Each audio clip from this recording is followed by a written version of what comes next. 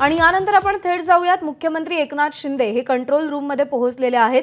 काही वेळापूर्वी मदत आणि पुनर्वसन मंत्री अनिल पाटील यांनी देखील इथे पोहोचून आढावा घेतला।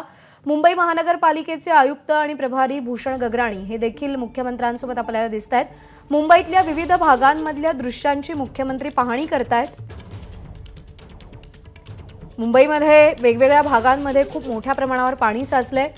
रेल्वे वाहतूक विस्कळीत झालेली आहे, तर रस्ते वाहतुकीला सुद्धा मोठा फटका बसलाय। ठिकठिकाणी वाहतूक कोंडी झाली आहे। मुंबईतल्या सखल भागांमध्ये पाणी साचलंय।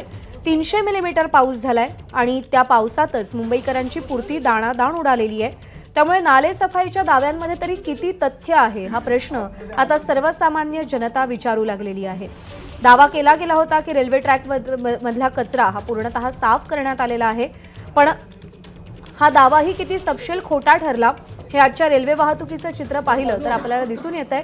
दृश्य पाहतोय आपण कंट्रोल रूम मधली भूषण गगराणी आपल्याला दिसतात।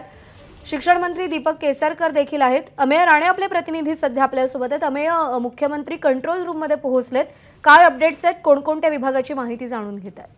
मंत्रालय कंट्रोल रूम नंतर आता मुख्यमंत्री थेट पालिका मुख्यालयातील पालिकेच्या कंट्रोल रूम मध्ये आहेत आणि मुंबईची सध्या काय परिस्थिती आहे, सकाळपासून कुठे कुठे किती पाऊस झालेला आहे, कशा प्रकारची तयारी होती, कशा प्रकारची कामं सुरू आहेत याची आता मुख्यमंत्री जातीनं इथं पालिका मुख्यालयातल्या कंट्रोल रूम मध्ये माहिती घेतात। त्यांच्यासोबत पालिकेचे आयुक्त भूषण गगराणी, मंगल प्रभात लोढा, दीपक केसरकर, इक्बाल सिंह चहल असे सगळी मंडळी आहेत आणि ही सगळी मंडळी बीएमसी कंट्रोल रूम मधनं मुंबईत सध्याची काय काय परिस्थिती आहे, कारण की थोड्याच वेळात मुंबईत आज मोठी एक हायटाईड आहे, त्या संदर्भात काय तयारी केलेली आहे, कुठे कुठे पाणी साचलंय का, ते पाणी कशा पद्धतीनं निचरा होण्यासाठी पालिकेची व्यवस्था आहे, या सगळ्या परिस्थितीचा आढावा घेत आहेत। कारण की आपण बघू शकतो की या मोसमातला आज मुंबईनं पहिला पाऊस अनुभवलाय आणि या पहिल्याच पावसात मुंबईची त्रेधा तिरपीट उडालेली पाहिली। सकाळी रेल्वे बंद होती, अनेक ठिकाणची वाहतूक विस्कळीत झाली होती।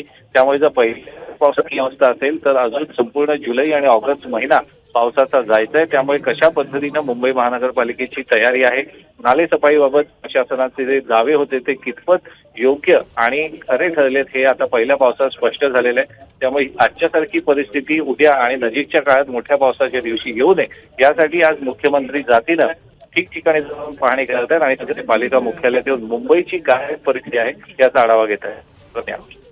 मुख्यमंत्र्यांसोबत आणखी कोणकोणते मंत्री कंट्रोल रूमला पोहोचलेले?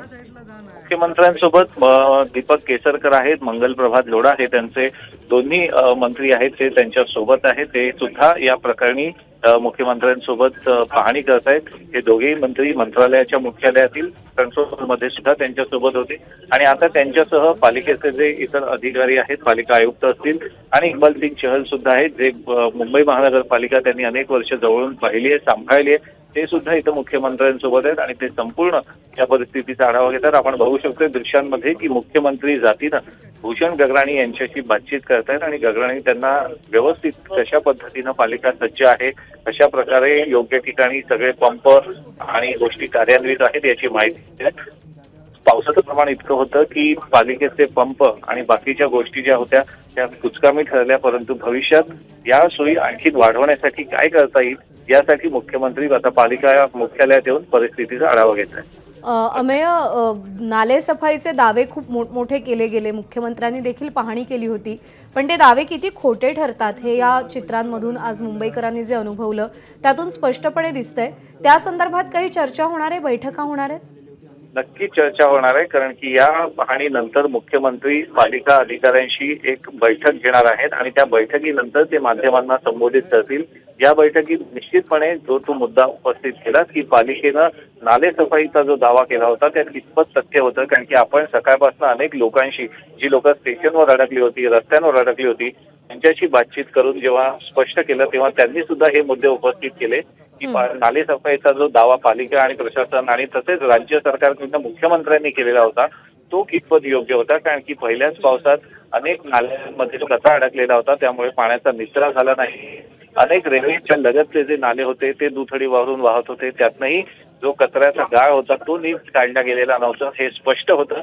त्यामुळे खरोखरच मुंबई महानगरपालिका आणि राज्य सरकारनं जो मुंबईतल्या नालेसफाईचा दावा केला होता तो कितपत तथ्य होतं हे सुद्धा आता स्पष्ट झालंय। अमेय, धन्यवाद दिलेल्या सगळ्या सविस्तर अपडेटसाठी. तर दृश्य पाहतोय आपण BMCच्या कंट्रोल रूममधली. या कंट्रोल रूममध्ये मुख्यमंत्री एकनाथ शिंदे मुंबईतल्या संपूर्ण परिस्थितीचा आढावा घेत आहेत. भूषण गगराणी जे मुंबई महानगरपालिकेचे आयुक्त आहेत ते देखील उपस्थित आहेत. मंगलप्रभात लोढा, दीपक केसरकर मुंबई शहर आणि उपनगराचे पालकमंत्री दोन्ही हे सुद्धा मुख्यमंत्र्यांसोबत उपस्थित आहेत आणि या संपूर्ण परिस्थितीवरती लक्ष ठेवून आहेत. या पाहणीनंतर मुख्यमंत्री एकनाथ शिंदे हे पालिका अधिकाऱ्यांची एक बैठक घेणार आहेत आणि नाले सफाई संदर्भात त्यांच्याशी चर्चा करतील अशी शक्यता वर्तवली जाते. त्या बैठकीनंतर पत्रकार परिषद होईल असाही अंदाज आहे. नमस्कार. मन सुद्धा तुझं ही वेगळ्याच प्रकारची मालिका तुम्हा सगळ्यांना खूप आवडली होती. याचा दुसरा सीझन कधी येणार अशी विचारणा झाली. प्रतीक्षा संपली आहे मित्रांनो. येतोय मन सुद्धा तुझाचा दुसरा सीझन. होई मन सुद्धा